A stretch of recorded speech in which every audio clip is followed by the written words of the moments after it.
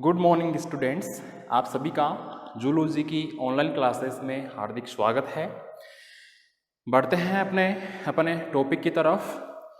पिछली क्लास में अपना जो टॉपिक चल रहा था एंटीबॉडीज़ यानी प्रतिरक्षियाँ, इस टॉपिक में अपन ने इसकी डेफिनेशन, इसकी बेसिक स्ट्रक्चर के बारे में डीपली बात की थी और स्ट्रक्चर भी बनाई थी। वापस रिपीट कर दे रहा हूँ एक बार। एंटीबॉडीज या प्रतिरक्षी किसे बोलेंगे? ये वे प्रोटीन मॉलिक्यूल्स होते हैं जो किसी एंटीजन के रिस्पॉन्स स्वरूप किसी होस्ट की बॉडी में किन्हीं स्पेशल लिम्फोइड सेल या लसिका कोशिकाओं द्वारा उत्पन्न किए जाते हैं। ये एक स्पेशल स्ट्रक्चरल प्रोटीन से संबंधित होते हैं। उसका नाम था ग्लोबुलिन। ये जो एंटीबॉडीज है ये पॉलीपेप्टाइड चेन से मिलकर बने हुए होते हैं। ये पॉलीपेप्टाइड जो चेन्स होती है इनका वर्क क्या था? इम्यून रिस्पॉन्स से संबंधित था। इसीलिए अपन इसे प्रतिरक्षी ग्लोबुलिन या इम्यूनोग्लोबुलिन शॉर्ट में क्या नोट कर रहे थे? IG। ये जो इम्यूनोग्लोबुलिन है IG, इसकी स्ट्रक्चर कैसी बताई थी? अंग्रेजी वर्णमाला के Y अक्षर के समान। इसमें से 4 पॉलीपेप्टाइड चेन है, 4 में से 2 समान प्रकार की हेवी चेन्स और 2 समान प्रकार की light chains. Heavy chains 440 amino acid से मिलकर बनी हुई होती है और लाइट चेन्स 220 एमिनो एसिड से मिलकर बनी हुई होती है। फिर अपन ने इसका एक डायग्राम भी बनाया था IgG इम्यूनोग्लोबुलिन का, और IgG इम्यूनोग्लोबुलिन भी की स्ट्रक्चर भी अपनी कंप्लीट हो गई थी और उसका जो थ्योरी वाला पार्ट था वो भी कंप्लीट हो गया था। वो अपन स्टडी कर रहे थे आइसोटाइप्स में, समप्ररूप में। समप्ररूप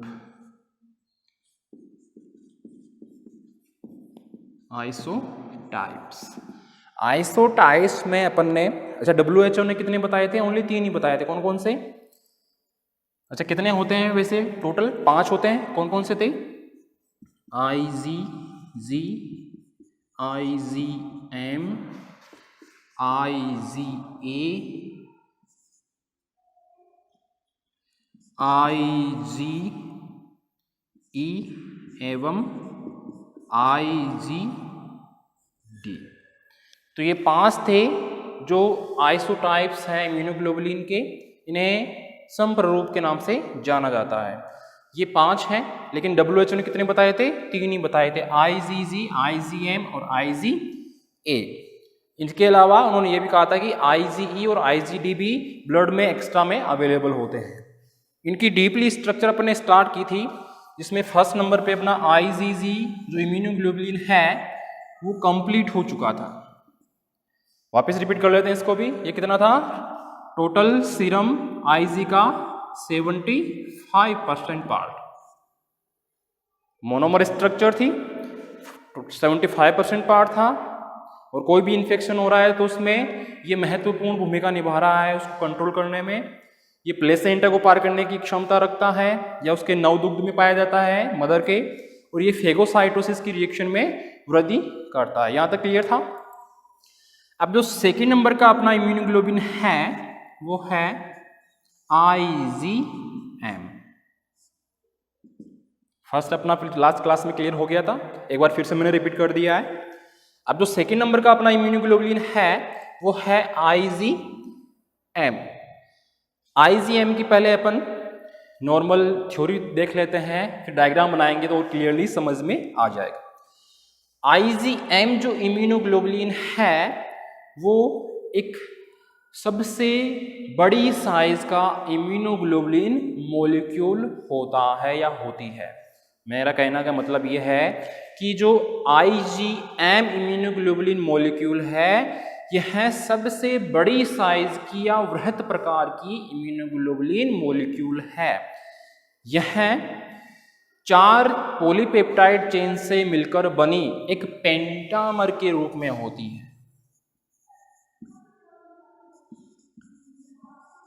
किसके रूप में होती है? पेंटामर के रूप में होती है। पेंट का मतलब कितना है? 5।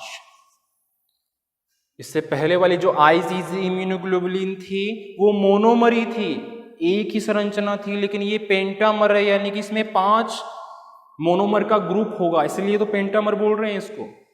तो मैंने कहा कि ये 4 पॉलीपेप्टाइड चेन से मिलकर बनी एक पेंटामर स्ट्रक्चर होती है, जिसकी प्रत्येक यूनिट डाइसल्फाइड लिंकेज से बंधी हुई होती है। किससे?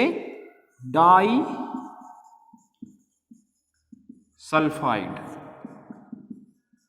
लिंकेज या बॉन्ड से आपस में चिपकी हुई होती है या बंधी हुई होती है। ये जो इम्यूनोग्लोबुलिन है ये टोटल आईजी का 5 से 10% पार्ट बनाती है। पहले वाली 75% पार्ट बना रही थी, लेकिन ये वाली 5 से 10% ही पार्ट बनाती है।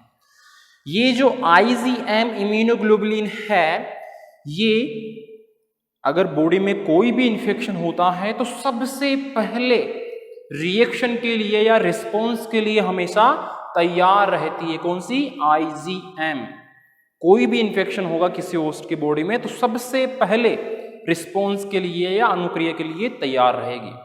इसीलिए इसके लिए कहा जाता है कि ये बैक्टीरिया के प्रति अधिक क्रियाशील रहती है। हमेशा बैक्टीरियाओं के प्रति अधिक क्रियाशील रहती है। ये जो इम्यूनोग्लोबुलिन है यह अपना प्रभाव कोशिका लयन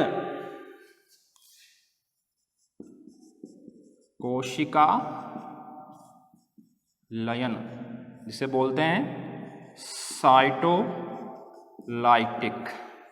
क्या बोलेंगे? कोशिका लयन या साइटोलाइटिक एवं फेगोसाइटोसिस जिसे बोलते हैं भक्षाणुनाशन।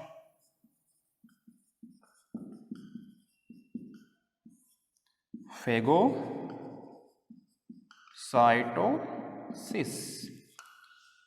वापस रिपीट कर रहा हूं, ये इम्यूनोग्लोबुलिन अपना प्रभाव या इफेक्ट साइटोलाइटिक एवं फेगोसाइटोसिस, यहां पे फेगोसाइटोसिस नहीं आएगा, फेगोसाइटोसिस ओनली आईजीजी इम्यूनोग्लोबुलिन करेगी। यहां पे जो आईजीएम है ये कोशिका लयन जिसे बोल रहे हैं साइटोलाइटिक एवं समूहन यानी समूह बनाना जिसे बोलते हैं एग्लूटिनेशन।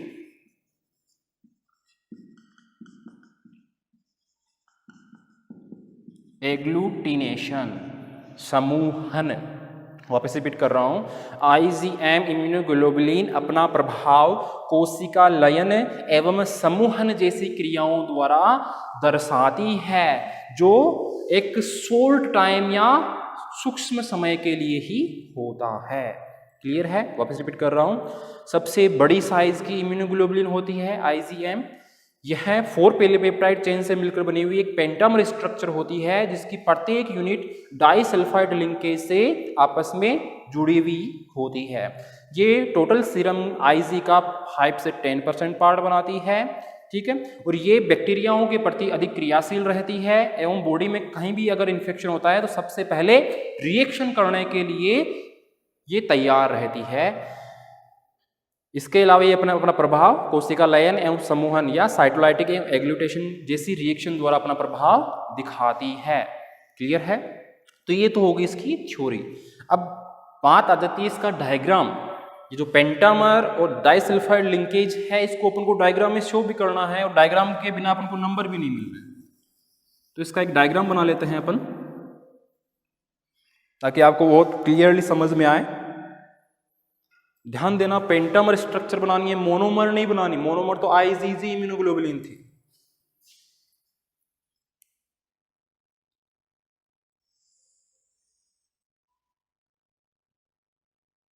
पेंटामर स्ट्रक्चर यानी कि 5 ग्रुप मिलेंगे इसमें।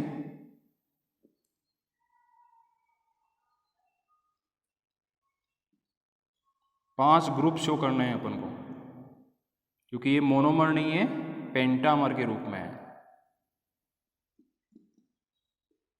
अब ध्यान देना, इसमें वही अपन को लाइट चेन्स और हैवी चेन्स शो करनी है, जैसा कि अपन ने आईजीजी इम्यूनोग्लोबुलिन में भी किया था। ये जो मैं बना रहा हूं अभी, यह है इसकी लाइट चेन्स। कौन सी चेन्स? Light chains. तो अपन को काउंट करके ये चीज ध्यान रखनी है कि अपन ने 5 चेन्स बनाई है या नहीं बनाई। अगर नहीं बनाई है तो अपना डायग्राम पूरा गलत हो जाएगा।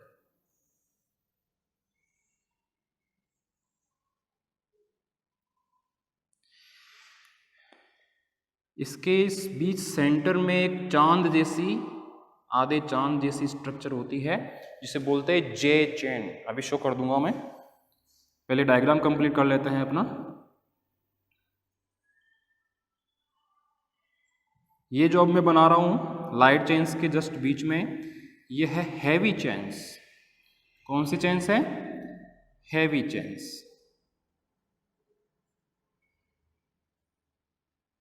डायग्राम एकदम क्लियर होना चाहिए। ऐसी अपन ने हैवी चेन्स 5 अपन इसमें यूनिट बनाई है, पेंटामर स्ट्रक्चर बनाई है, इसमें शो करनी है। अगर एक में भी आपने डायग्राम में शो नहीं की तो अपने नंबर कवर नहीं होंगे। अब ध्यान देना, पेंटामर स्ट्रक्चर है 1 यूनिट, 2 यूनिट, 3 यूनिट, 4 यूनिट और ये 5 यूनिट। हो गई पेंटामर स्ट्रक्चर। 4 पॉलीपेप्टाइड चेन का नाम लिया मैंने। ये लो 2 साइड वाली लाइट चेन,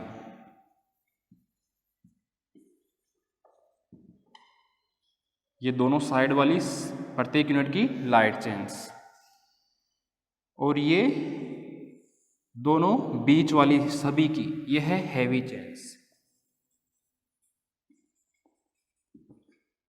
ठीक है। ये जो बीच में अपन को मैंने कहा था ना डाइसल्फाइड लिंकेज से बंधी हुई होती है, तो ये बीच में जो लाइन है, ये रेड मार्कर से शो कर देता हूं मैं।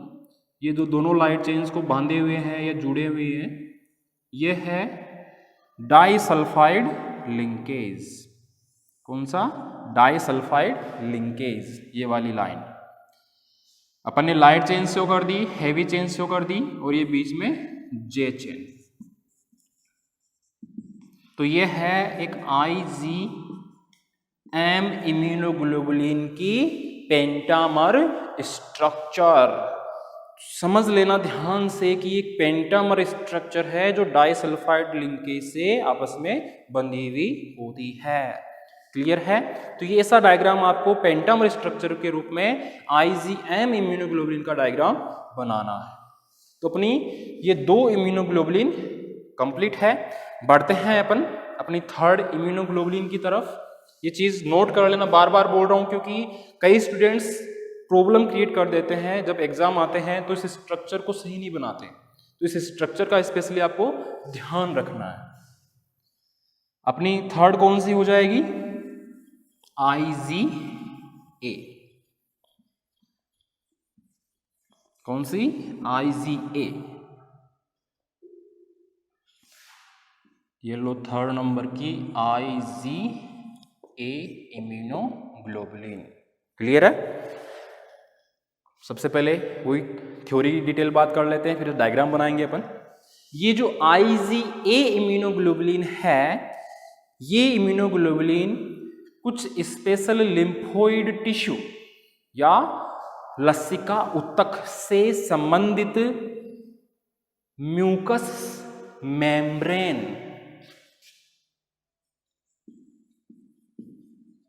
लिम्फोइड टिश्यू से रिलेटेड कौन से?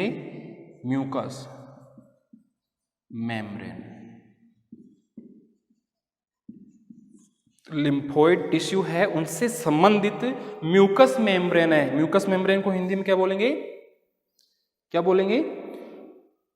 लार या स्लाइवा या फिर लसिका मेम्ब्रेन या झिल्ली। तो मैं कह रहा हूं कि ये जो इम्यूनोग्लोबुलिन है, ये स्पेशल लिम्फोइड टिश्यू से संबंधित म्यूकस मेम्ब्रेन से संबंधित होती है। ये इम्यूनोग्लोबुलिन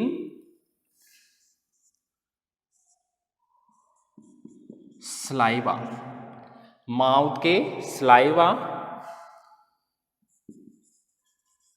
आई के टीयर्स,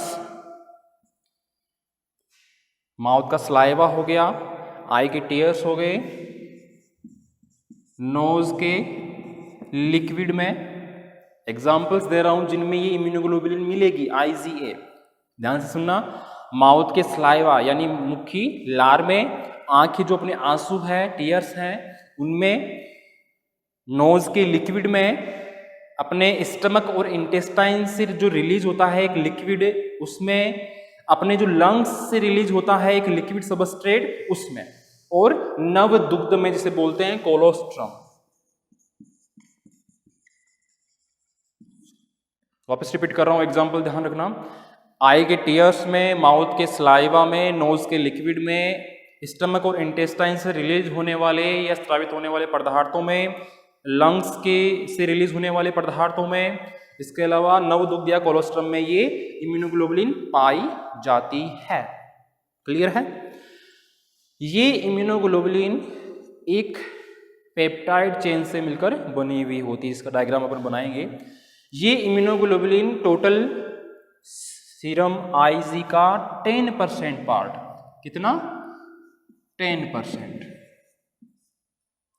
फर्स्ट IgG इम्यूनोग्लोबुलिन 75% सबसे ज़्यादा, सेकेंड नंबर पे IgM 5 से 10%, और थर्ड नंबर की IgA ये ओनली 10% पार्ट बनाती है। ठीक है, ये जो Ig इम्यूनोग्लोबुलिन है ये म्यूकस मेम्ब्रेन से होकर आने वाले जो भी माइक्रोब्स है या जो सूक्ष्म जीव है उनसे अपनी बॉडी की सुरक्षा करती है। वापस रिपीट कर रहा हूं, ये IgA इम्यूनोग्लोबुलिन म्यूकस मेम्ब्रेन से होकर आने वाले सूक्ष्म जीवों से शरीर की सुरक्षा करती है। क्लियर है? अब रह जाता है इसका डायग्राम, तो अपन डायग्राम बनाएंगे इसका। मैंने कहा कि एक पेंटामर स्ट्रक्चर के रूप में होती है। कौन से स्ट्रक्चर के रूप में? सॉरी, एक पेप्टाइड चेन से बनी हुई स्ट्रक्चर होती है। देखना,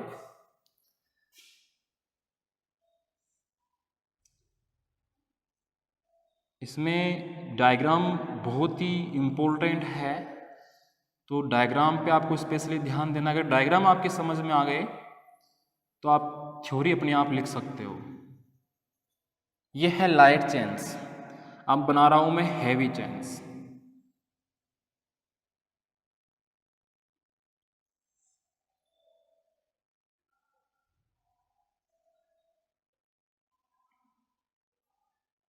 ध्यान से देखा ना, वाई जैसी होती है स्ट्रक्चर, तो अपन को वाई जैसा ही बनाना है।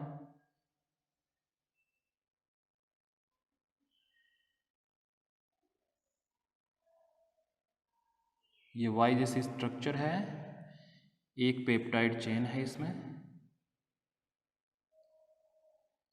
ध्यान से देखते जाओ, आपको प्रैक्टिस करनी है डायग्राम बनाने की भी।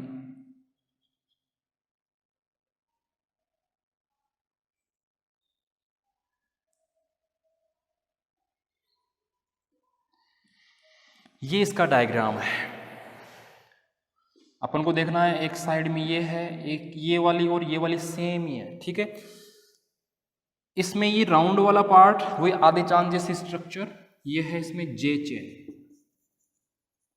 जे चेन मैंने स्टार्टिंग में बता दिया था कि ये जो बीच में मैंने बनाई है वी जैसी स्ट्रक्चर, ये इसकी लाइट चेन्स,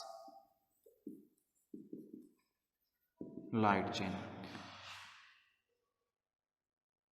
और जो ये साइड में है, ये दोनों मैंने पहले ही आपको नोट करवा दी थी कि ये है इसकी हैवी चेन्स,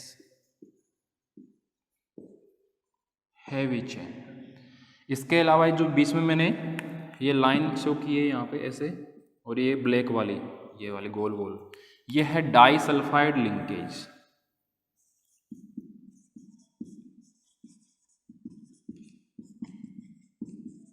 लिंकेज तो ये थी अपनी IgA इम्यूनोग्लोबुलिन की आधारभूत संरचना। ये है घुमा हुआ आदि चांद जैसे स्ट्रक्चर जे चेन, बीच में ये दोनों है लाइट चेन, साइड में दोनों बड़ी वाली है हैवी चेन्स, और ये बीच में आपस से जुड़ी हुई ये है डाइसल्फाइड लिंकेज। तो ये था अपना IgA इम्यूनोग्लोबुलिन और उसकी आधारभूत संरचना। तो ये अपने 3 इम्यूनोग्लोबुलिन क्लियर हो चुके हैं, IgG, IgM और IgA। बढ़ते हैं अपन अपने नेक्स्ट इम्यूनोग्लोबुलिन की तरफ, वो है IgE। ध्यान से सुनना, यहाँ तक क्लियर है। IgE इम्यूनोग्लोबुलिन बॉडी में सूक्ष्म मात्रा में पाई जाने वाली इम्यूनोग्लोबुलिन होती है। यह इम्यूनोग्लोबुलिन बेसोफिल एवं मास्ट, ये सेल्स के नाम है। कुछ स्पेशल टाइप की अपनी बॉडी में सेल्स होती है जो स्पेशल टाइप के एंटीजेंस के विरुद्ध ही काम करती है। ये इम्यूनोग्लोबुलिन IgE इम्यूनोग्लोबुलिन बेसोफिल एवं मास्ट सेल्स के प्रति अधिक प्रभाव दिखाती है या रिएक्शन या प्रतिक्रिया दिखाती है। कौन सी सेल्स है? बेसोफिल एवं मास्ट सेल्स। ये इम्यूनोग्लोबुलिन बॉडी में या किसी होस्ट की बॉडी में एलर्जी या एलर्जिक, ये जो इम्यूनोग्लोबुलिन है IgE, ये किसी होस्ट की बॉडी में एलर्जी या एलर्जी से संबंधित जो एंटीजेंस एंटर कर रहे हैं उनसे बॉडी की सुरक्षा करती है। यानी कि अपने मान लो कि अस्थमा हो रहा है, सांस उठने वाली प्रॉब्लम हर किसी की होती है आजकल, नॉर्मल एलर्जी हो जाती है या बुखार हो जाता है, तो ऐसे जो एंटीजेंस है जो बुखार और अस्थमा के लिए जिम्मेदार है, ऐसे एंटीजेंस या बैक्टीरिया के प्रति ये IgE इम्यूनोग्लोबुलिन अपना प्रभाव दिखाती है और ऐसे एंटीजेंस को मारने का काम करती है। तो अगर आप डॉक्टर के पास भी जा रहे हो और आपको बार बार सर्दी खांसी जुकाम या बुखार हो रहा है तो डॉक्टर भी आपको IgE इम्यूनोग्लोबुलिन की मेडिसिन देगा। ये चीज़ आप नोट कर लेना या डॉक्टर से आप बात कर लेना, तो वो भी आपको यही बोलेगा। और इस सिस्टम के लिए जो सेल्स मोस्टली काम में ली जाती है इस इम्यूनोग्लोबुलिन द्वारा, वो है बेसोफिल एवं मास्ट सेल्स। इस चीज़ में आप दोनों चीज़ ध्यान रखना, एक तो ये सेल्स के नाम और ये एलर्जी वाले एंटीजेंस को बॉडी में एंटर करने से रोकती है। तो ये थी अपनी IgE इम्यूनोग्लोबुलिन। रही बात इसकी स्ट्रक्चर के बारे में आपकी सिलेबस में इसका जिक्र नहीं किया गया, बस इतना ही पॉइंट बताया गया। बढ़ते हैं अपन अपने नेक्स्ट इम्यूनोग्लोबुलिन की तरफ, वो क्या था? IgD। ध्यान से सुनना, IgD इम्यूनोग्लोबुलिन भी बॉडी में सूक्ष्म मात्रा में पाई जाने वाली इम्यूनोग्लोबुलिन होती है। ये इम्यूनोग्लोबुलिन बी सेल्स, क्या नाम बोला मैंने? बी सेल्स के अदर नाम क्या बताए थे? प्लाज्मा सेल्स या बी लिम्फोसाइट सेल्स। तो वापस रिपीट कर रहा हूं, IgD प्रकार की इम्यूनोग्लोबुलिन किसी होस्ट की बॉडी में सूक्ष्म मात्रा में पाए जाने वाली इम्यूनोग्लोबुलिन होती है। यह बी सेल्स की आउटर सरफेस पर, जैसे मान लो कि ये कोई बी सेल है, इसकी आउटर सरफेस पर ये इम्यूनोग्लोबुलिन प्रेजेंट होती है। यानी कि इसकी जो बाहरी सतह है बी सेल की, इसकी सतह पर ये वितरित रहती है। इसका जो मेन कार्य है IgD इम्यूनोग्लोबुलिन का, वो अभी तक वैज्ञानिकों को पता ही नहीं लग पाया है कि ये काम क्या करती है, कौन से एंटीजन से सुरक्षा करती है। तो आपके सिलेबस में बस इतना ही बताया गया है कि ये सूक्ष्म मात्रा में प्रेजेंट होती है, IgD ये सूक्ष्म मात्रा में प्रेजेंट होती है। इसके अलावा ये बी सेल्स की आउटर सरफेस पर वितरित रहती है और इसके कार्य अभी तक पूर्ण रूप से ज्ञात नहीं है। तो ये अपने 5 प्रकार के इम्यूनोग्लोबुलिन या आइसोटाइप्स, जिन्हें बोल रहे हैं अपन समप्ररूप की आधारभूत संरचना और विस्तार पूर्वक जानकारी अपन ने क्लियर कर ली है। इनके ऊपर छोटे क्वेश्चंस भी बहुत बनते हैं और बड़े क्वेश्चन भी बनता है कि आइसोटाइप्स के बारे में विस्तार पूर्वक समझाइए, या इम्यूनोग्लोबुलिन या एंटीबॉडी किसे कहते हैं, आइसोटाइप्स के बारे में विस्तार पूर्वक समझाइए। बड़ा क्वेश्चन कैसे भी अगला बना सकता है। क्लियर है? तो ये था अपना आइसोटाइप्स का टॉपिक जो आज कंप्लीट है। इसी में एक छोटा सा टॉपिक और है, वो है एंटीबॉडी डायवर्सिटी। छोटा सा ये कई बार 1-2 नंबर में पूछ लिया जाता है। एंटीबॉडी डाइवर्सिटी, डाइवर्सिटी मीन्स विविधता। आपके फर्स्ट ईयर में था ना डाइवर्सिटी ऑफ एनिमल्स, अपने प्राणियों की विविधता के बारे में अध्ययन किया था, वैसे ही इसमें एंटीबॉडी की डाइवर्सिटी का टॉपिक ऐड किया है। डाइवर्सिटी का मतलब है विविधता, विविधता किसकी होनी? एंटीबॉडी की।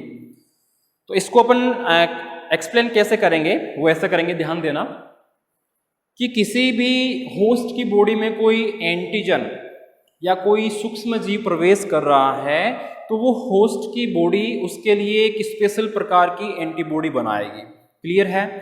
लेकिन जरूरी नहीं है कि हमेशा एक ही प्रकार की एंटीबॉडी बने। जरूरी नहीं है कि हमेशा वही एंटीजन बॉडी में संक्रमण करे या इन्फेक्शन करे। हर बार अलग अलग बैक्टीरिया या वायरस इन्फेक्शन करेगा और हर प्रकार के बैक्टीरिया या वायरस के प्रति अलग अलग प्रकार की एंटीबॉडी किसी होस्ट की बॉडी द्वारा बनाई जाएगी। तो मेरे कहने का मतलब यही था कि विविधता पाई जाती है किसकी? एंटीबॉडीज की। क्यों? क्योंकि सभी प्रकार के जो एंटीजेंस है उनके लिए एक ही प्रकार की एंटीबॉडी नहीं बनाई जा सकती। सभी को मारने के लिए अलग अलग विधियां अपनाई जाती है या अलग अलग एंटीबॉडीज बनाई जाती है। इसीलिए अपन कह सकते हैं कि ह्यूमन बॉडी में या किसी होस्ट की बॉडी में एंटीबॉडी की डाइवर्सिटी या प्रतिरक्षियों में विविधता पाई जाती है। जैसे एनिमल्स में मिलती है विविधता, वैसे ही एंटीबॉडी में भी विविधता पाई जाती है। बस इतना सा ये टॉपिक था। नेक्स्ट क्लास में जो अपना टॉपिक रहेगा वो ये रहेगा प्रतिजन एवं प्रतिरक्षी क्रियाएं। यानी अपन ने एंटीजन के बारे में डिटेल से बात कर ली है, एंटीबॉडी के बारे में डिटेल से बात कर ली है। अब इन दोनों में रिएक्शंस कौन कौन सी होती है, कैसे होती है, वो रिएक्शंस की अपन बात करेंगे। प्रतिजन प्रतिरक्षी क्रियाएं या antigen antibody reactions. Antigen antibody reactions ये अपना नेक्स्ट क्लास में टॉपिक रहेगा, जिसमें अपन बात करेंगे कि एंटीजन कोई स्पेशल एंटीजन है, वो एंटीबॉडी किसी स्पेशल एंटीबॉडी से कौन सी जगह जुड़ेगा, कैसे रिएक्शन करेगा, कौन कौन सी रिएक्शन करेगा, वो सारी की सारी डिटेल अपन इस टॉपिक में नेक्स्ट क्लास में देखेंगे। क्लियर है? ठीक है, धन्यवाद।